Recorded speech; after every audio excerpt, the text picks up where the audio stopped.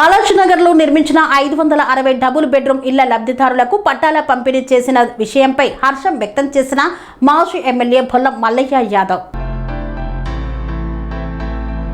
సూర్యాపేట జిల్లా కోదాడ బాలాజీనగర్లో నిర్మించిన 560 double bedroom ఇళ్ల లబ్ధిదారులకు పట్టాల పంపిణీ జరగడంపై మాజీ ఎమ్మెల్యే బొల్ల మల్లయ్య యాదవ్ హర్షం వ్యక్తం చేశారు. 3 సంవత్సరాలుగా పట్టాల కోసం ఎదురు చూస్తున్న పేద కుటుంబాలకు పట్టాలు అందడం సంతోషకరమన్నారు. గతంలో తాను ఎమ్మెల్యేగా ఉన్న సమయంలోనే కొంతమంది లబ్ధిదారులకు పట్టాలు పంపిణీ చేసి మిగిలిన వారికి కూడా పట్టాలు అందించాలని అధికారులను కోరినట్లు తెలిపారు. జాప్యం కారణంగా లబ్ధిదారులు పలు ఇబ్బందులు ఎదుర్కొన్నారని పేర్కొన్నారు. మిగిలిన అర్హులైన లబ్ధిదారులు అందరికీ రాజకీయ వివక్ష లేకుండా పారదర్శకంగా పట్టాలు అందించాలని కోరారు. గత 3 సంవత్సరాల 5 నెలల క్రితం మంజూరైన బాలాజీనగర్లోని 560 ఇండ్లకి ఈరోజు మోక్షం వచ్చి వాళ్ళ చేతిలో పట్టాలు వచ్చినందుకు వాళ్ళందరికీ మంచి మేలు జరగాలని, ఆ ఇళ్లలో కుటుంబంతో అన్ని రకాలుగా అభివృద్ధి చెందాలని చెప్పేసి ఆకాంక్షిస్తూ శుభాకాంక్షలు, అభినందనలు. అదే రకంగా 3 సంవత్సరాల కాలయాపన తర్వాత ఈరోజు అధికారులు స్పందించి అందజేయటం అనేది వారికి కృతజ్ఞతలు తెలియజేస్తూ ఉన్నాం. మేము ఆ రోజు మామూలుగా ఇచ్చినప్పుడు 24 మార్చి 2023న ఈ ప్రక్రియ అంతా పూర్తి చేసి వార్డు సభలు పెట్టి థర్డ్ పార్టీ ఎంక్వైరీ చేసి ఇక్కడ స్థానిక అధికారులే కాకుండా బయటి మండలాల నుంచి వచ్చిన వాళ్ళైతే ఎటువంటి బంధుప్రీతి కానీ ఎటువంటి అవినీతి కానీ ఆస్కారం లేకుండా ఎంపిక చేయొచ్చనే ఉద్దేశంతో థర్డ్ పార్టీ ఎంక్వైరీ ఇచ్చి మంజూరు చేసిన ఇండ్లకి ప్రారంభోత్సవం 24 మార్చి 2023లో చేయడం జరిగింది.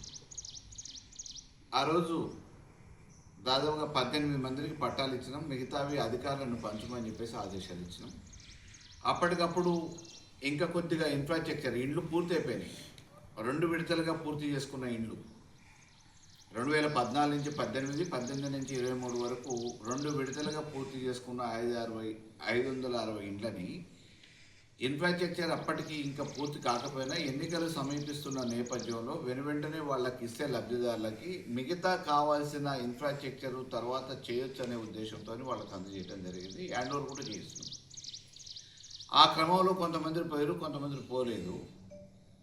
పట్టాలు లేవు అనే ఏకైక సాకుతోని పట్టాలు వాళ్ళకి నేను ఆ రోజు 18 మందికి ఇచ్చిన, మిగతా వాళ్ళకి అందజేయలేకపోయినాం. కారణం సమయం. అధికారులు చేయాల్సిన పని వాళ్ళు కొనసాగిస్తారనుకున్నాం. కానీ పట్టాలు లేవనే ఒక సాకుతోని గత 3 సంవత్సరాలుగా ఆ ఇండ్లలోకి పోయిన వాళ్ళని అనేక రకమైన శారీరక మానసిక ఇబ్బందులకు గురి చేసేది పోలీసు వాళ్ళు. వాళ్ళకి అన్ని రకాల హక్కులుండి లబ్ధిదారులు అయ్యుండి అర్హులయ్యుండి వచ్చిన లబ్ధిదారులు ఇళ్లలోకి పోతే కూడా ఇళ్ల నుంచి విచక్షణారహితంగా లాఠీ ఛార్జీలు చేసి తిట్టి దుర్భాషలాడి ఇళ్ల నుంచి బయటకు వెళ్ళగొట్టారు. కానీ మరి ఈ 3 సంవత్సరాలలో వాళ్ళైనా ఎల్లగొట్టి చేసింది ఏంది అని అంటే, ఆ రోజు మేము హ్యాండ్ ఓవర్ చేసినప్పుడు దాదాపుగా పూర్తి చేసుకున్నాయి అన్నీ కూడా చెక్ చేసిన తర్వాత హ్యాండ్ ఓవర్ చేసుకున్నాం. కానీ ఈ 3 సంవత్సరాల కాలయాపనలో జరిగిన నష్టం ఏంటి అని అంటే, పగిలిన కిటికీ అద్దాలు, ఇరిగిపోయిన పైపులు, తెగిపోయిన కరెంటు తీగలతో చర్యాలు, ఆఖరికి చెట్లు చెదారం మెలిసినాయి, అందులో పాములు తిరుగుతున్నాయి అని చెప్పి పాపం ఆర్డీఓ గారు జోక్యం చేసుకున్నట్టున్నారు. అది కూడా సాఫ్ చేయడానికి అని చెప్పి ఒక కాంట్రాక్టర్కి ఇచ్చారు. దానికి ఎంత బిల్లు ఎత్తుతున్నారో ఏమో తెలియదు. ఆ కాంట్రాక్టర్ అనుభవం లేకుండా మరి ఏ టైంలో చేసిండో ఎట్లా చేసిండో మరి తెలియదు. ఉన్న పైపులను కూడా పాల్గొట్టేసినాడు. ఈరోజు అసలుకే పైపులు లేకుండా మామూలుగా డ్యామేజ్ అయ్యే పరిస్థితికి వచ్చింది. ఇవాళకి ఈరోజు ఇచ్చినప్పటికీ ఆడ కరెంటు సరిగా లేదు, ఇండ్లలో మీరే చేసుకోవాలని చెప్పి చెప్తా ఉన్నారు. వాటర్ లేదు. కరెంట్ ఇంటర్నల్గా పనిచేయట్లేదు, వాటర్ లేదు, డ్రైనేజ్ పనిచేయట్లేదు. మరి ఇటువంటి స్థితిలో ఇవ్వటానికి వాళ్ళకి అప్పుడే హ్యాండ్ ఓవర్ చేసి ఉంటే ఈ కిటికీలు పగలపోతుండే, పైపులు పగలకపోతుండే, అద్దాలు పగలపోతుండే, ఈ డ్యామేజ్ కాకపోతుండే. ఈ 3 సంవత్సరాల కాలయాపన చేసి సాధించింది ఏంది అని అంటే